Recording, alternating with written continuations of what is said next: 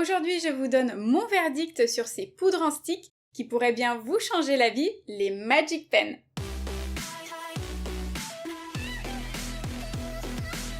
Salut à tous! On est souvent habitué aux poudres en pot comme celle-ci. Mais comme j'ai commandé récemment ces fameuses poudres en forme de bâton, je me suis dit qu'il fallait absolument que je vous en parle. Alors, on jette nos pots à la poubelle et on passe au Magic Pen? Restez bien jusqu'à la fin, je vous donnerai mon verdict. Pour la vidéo, j'ai fait mon remplissage avec un gel nude pour que ce soit assez soft. Habituellement, je garde la couche collante, mais là j'ai dégraissé avec du cleaner qui contient du beurre de karité. Vu que je dois manipuler plein de choses avant de commencer, c'est plus sûr. Alors j'ai commandé toutes ces poudres sur AliExpress et on va tester le concept du format pen ensemble. C'est vraiment pratique pour le coup, il y a juste à dévisser et l'applicateur est déjà bien chargé en poudre. Donc voici toutes celles que j'ai posées sur le nuancier avec vous en story Insta. Là par exemple, c'est exactement la même poudre que j'ai posée sur une base noire, puis sur une base blanche et le résultat est vraiment joli dans les deux cas. Et maintenant, on va comparer l'application et le résultat d'une poudre holographique en format pot et en format stylo comme ça. Elle aussi, je l'ai mise sur nuancier, mais j'ai bien envie qu'on regarde ce que ça donne sur une base blanche. Donc sur mon index, je pose mon color gel sans résidus, c'est tellement pratique, et je trouve que c'est carrément indispensable pour appliquer les pigments. Alors vu que c'est une pose que je ne vais pas garder, j'essaye de ne pas trop aller sous cuticule. Et en une couche, ça suffit largement pour obtenir une opacité correcte avant de poser la poudre. Je catalyse toujours 60 secondes et c'est parti! Je vous montre ce que ça donne avec ma poudre holographique préférée. Le pinceau en mousse est neuf, alors du coup il faut bien le charger de poudre avant de toucher à l'ongle. Et je frotte énergiquement en cercle en faisant attention de ne pas griffer la poudre que j'ai déjà posée. De haut en bas, je termine de bien recouvrir toute la zone proche des cuticules et ensuite je lisse la poudre petit à petit en direction de la pointe. En même temps, je repasse un petit peu de partout en me resservant s'il faut. Je frotte toute la surface jusqu'à ce que toutes les paillettes se soient bien accrochées et qu'il n'y ait aucun oubli. Si vous voulez vous assurer un effet presque miroir, le secret c'est de repasser et de repasser avec le petit pinceau de partout. Alors on voit malheureusement que j'ai plein de paillettes sur la main et même un petit peu sous l'ongle et ça c'est vraiment les aléas des pigments. Si je veux dépoussiérer correctement, il me faut un pinceau assez dense comme celui-ci. On voit quand même qu'il en reste sur la peau et dans les sillons, mais une fois tout l'ongle bien dépoussiéré, même dessous on obtient un résultat assez clean.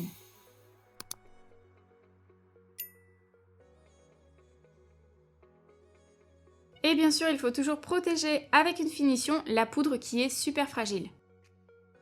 Je me sers de mon top coat habituel parce que si la construction est ok et le vernis sous la poudre nickel, mon top coat pourra remplir sa mission sans problème. Si vraiment vous avez des soucis de tenue, choisissez une finition rubber, voire un gel de finition à condition qu'il soit bien glossy, sinon vaut mieux le recouvrir d'un top coat. L'index est terminé et catalysé, je passe maintenant sur le deuxième test. Pour être à égalité, je réutilise le même color gel sans résidus. Alors avant d'appliquer ma couleur, je vérifie quand même qu'il n'y ait pas de paillettes qui se soient posées dessus. Je tire bien la matière et je surveille qu'il n'y ait pas trop de traces, même si ce sera recouvert, je préfère en rajouter un peu pour que ce soit plus opaque et consistant. J'arrive à la fin de mon flacon, donc plutôt que de le secouer dans tous les sens, je l'incline pour tenter de récupérer un peu de matière. Une fois satisfaite, je catalyse pendant 60 secondes, ni plus ni moins.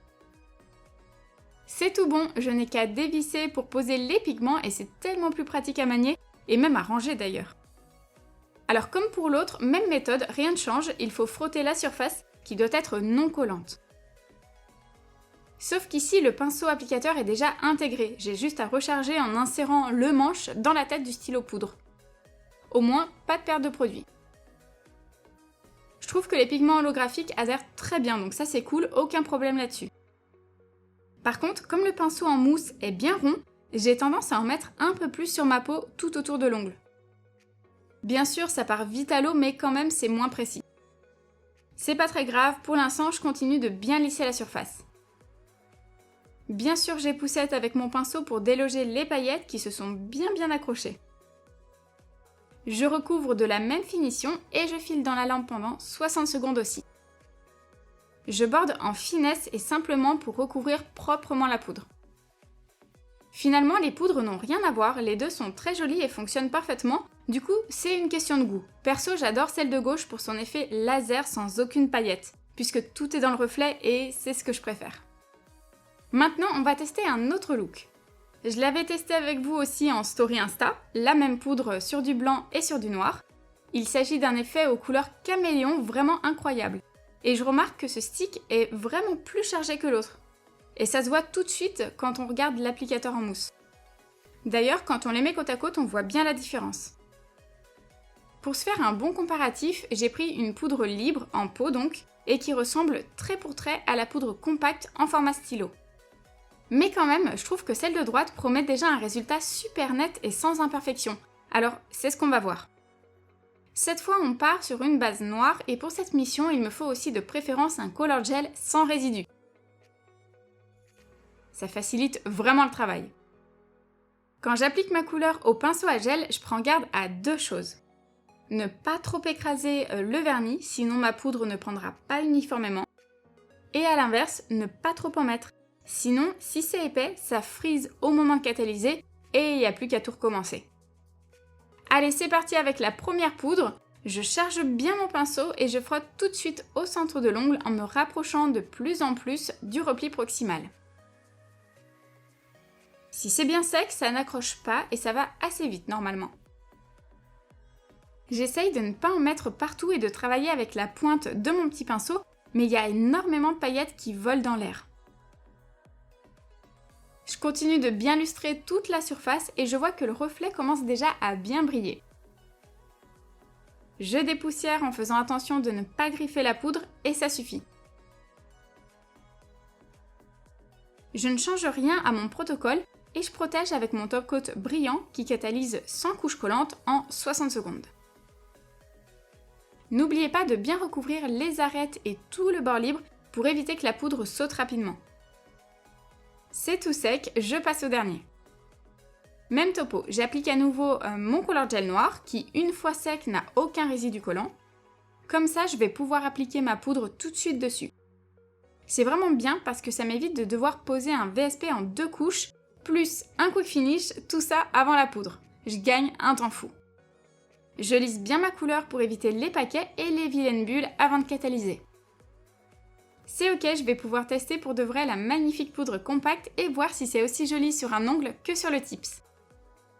Dès le début, ça fait un peu peur parce que là, c'est hyper blanc et limite mat. Bon, je continue de bien lisser toute la poudre et au fur et à mesure, ça commence à bien se transformer. Mais au début, c'est pas évident de se projeter. Il faut frotter pendant un petit moment. Pour le coup, cette poudre n'accroche pas du tout sur la peau, c'est vraiment cool. Donc à peine je passe le pinceau dessus que ça part direct, c'est top, il n'y a aucune paillette. Petite astuce pour lustrer encore plus l'effet chrome sans en rajouter, j'utilise un pinceau en mousse tout propre et ça marche vraiment bien. En fait, ça la fait briller encore plus et c'est super lisse, c'est fou, il n'y a aucun défaut. Donc bien sûr maintenant je protège à fond et alors j'adore parce que là il y a 0 paillettes dans l'air et du coup aucune qui vont se mettre dans mon top coat. Et voilà le résultat de ces 4 poudres, c'est clair qu'elles se ressemblent mais il y a vraiment des différences. Et franchement le fait de travailler sa poudre avec un pinceau intégré c'est très ingénieux. Je pense que je vais en racheter d'autres pour avoir encore plus de choix. Sachant qu'en plus, il y a des marques comme Beautylux et Jet Set Beauty qui en proposent aussi. Donc maintenant, si je compare avec les poudres de mon nuancier actuel et les nouvelles, je vois que c'est un bon complément parce que les chromes ne sont pas tout à fait pareils. J'avais des roses assez soutenues finalement et maintenant j'ai une belle collection de dorés et de rose gold. Donc je suis vraiment contente. En plus, on voit tout de suite qu'avec les nouveaux, il y a moins de paillettes de partout. Tout de suite, rien qu'en les mettant à la suite et en les regardant, je m'aperçois que les teintes sont assez subtiles et que ça fait un dégradé parfait. Je trouve qu'ils sortent vraiment du lot et appliqués comme ça, les chromes permettent d'avoir un bel aspect presque mirror effect, sans aucune paillette dessus, et ça c'est vraiment un atout.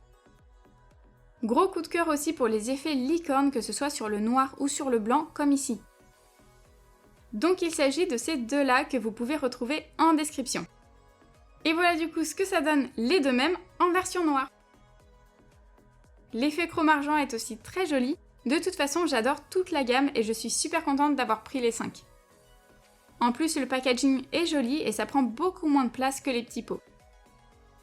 Comme vous avez pu le voir, j'ai acheté pas mal de Magic Pen. J'ai eu le temps de tous les tester, donc voici mon verdict. Les points positifs. La poudre des Magic Pen est compacte, du coup on a très peu de pertes et pas de paillettes qui volent à l'application.